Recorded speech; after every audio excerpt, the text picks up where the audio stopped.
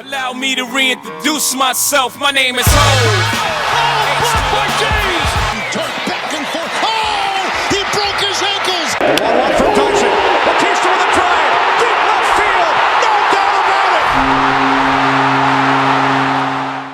it. San Francisco, what's up the Bay, man? It's a big year going into Kyle Shanahan. We need some things to go. It's his 5th year with the squad, and they obviously made a big move by getting Trey Lance at quarterback. We're going to go ahead and break it down for you. I'm your boy, Brandon. Hey, man, you already know it's Rob. What's up, y'all? It's Mike. Let's get to it. Let's get it. And they got their franchise quarterback in Trey Lance, straight out of North Dakota State, the same school that produced Carson Wentz. And they made some good offseason additions this year. They got Alex Mack at the center position. They got Mo Horst out of the D-line, playing some D-line for them. He's a beast. He's a beast. Zach Kerr plays some D-line as well. Mohamed Sanu is looking like he's actually going to be the 3rd receiver. He's kind of bounced around the last couple of years and kind of faded his way out of the NFL, but I guess he might have found a new spot in San Fran. They got Debo and Kittle coming back from injuries. Hopefully Jalen Hurd can be healthy for the first time in his career. He could be a really good wide receiver for the squad. Nick Bosa is back and Dee Ford is back. This team dealt with a lot of injuries, and this usually happens to teams that go to a Super Bowl and lose. They usually fall off a little bit, and this team really fell off just because of injuries.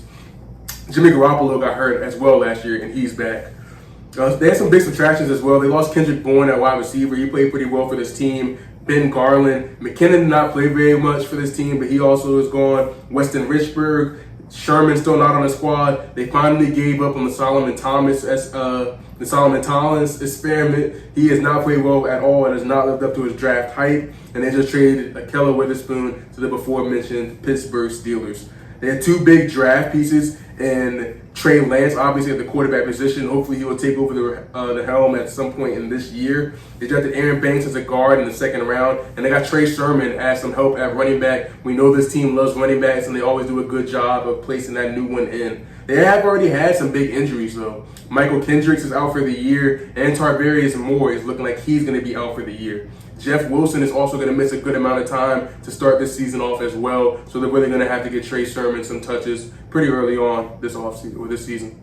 And the way you start off this video was all about that move they made in the draft. And let's face it, Jimmy G's been mediocre. They went and got Trey Lance because he's physically capable of doing things that Jimmy G just simply cannot do on the football field.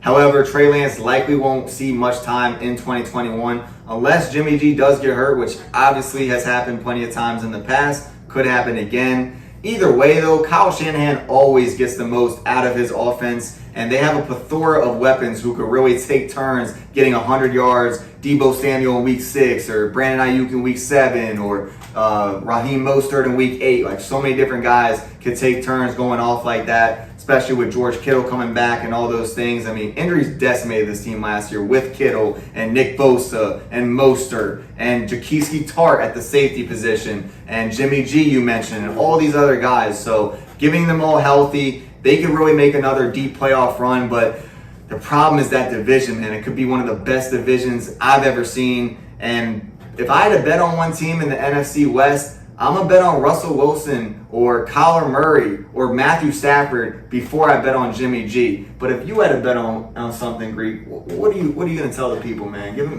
some money advice. You talked about that Kyle Shanahan offense, and if there's one thing we know about it, that ball goes different places. He just gets guys open. He runs the ball right down your throat. He has multiple running backs to do that. So there always has to be an odd man out. And, you know, it's not going to be George Kittle. George Kittle is the clear-cut number 1. Deebo Samuel is coming into his own. Looks like he can be an actual solid target in the NFL. Wide receiver 1. No disrespect to the guy. He's a youngin'. He might go off in the future. But Brandon Ayuk just kind of might be that odd guy out this year. They're projecting him to get 850 yards. I'm going to go under for one of 2 reasons. The first one being what I just told y'all, that Kyle Shanahan offense is just so all over the place. It's so tough to really nail in on one guy to get a bunch of yards. And the second reason is their quarterback situation is not too fluid right now. They have a mediocre guy in Jimmy G, and even if he either A, gets injured, or B, doesn't have that great of a year and they have to bring in Trey Lance,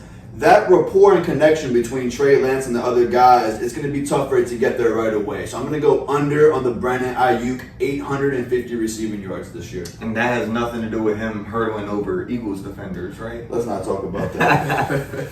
But that was San Fran heading out to Seattle, staying in the NFC West. So make sure to check that out too.